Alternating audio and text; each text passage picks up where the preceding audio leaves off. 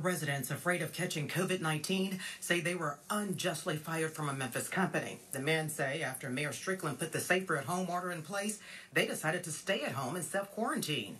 Jenny DePrizio talked to the men who claim at first the bosses said that was okay, but then weeks later fired them for job abandonment.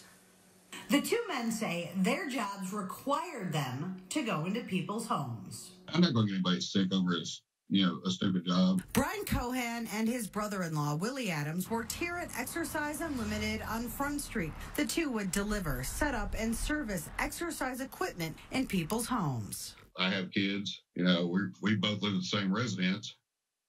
So, there's no reason to put anybody else in harm. Cohen says his wife works in the medical field and is exposed to COVID-19 patients, so they feared they could be passing it on to customers on deliveries or catching it from them and passing it on. So they decided staying at home was the best option. The last thing we understood, it was okay that we were not coming in, that we were, just going to be staying home for the shelter-in-place order, and then suddenly that turned into not okay.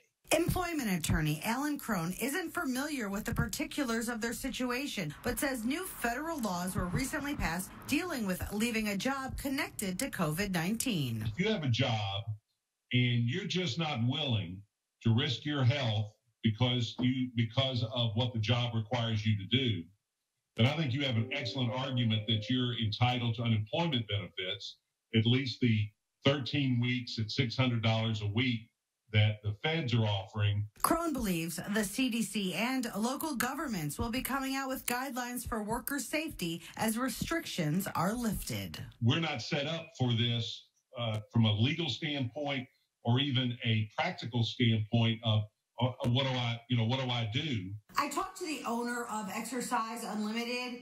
He disputes the men's claims, saying they abandoned their jobs. Jenny DePrizio, Local 24 News.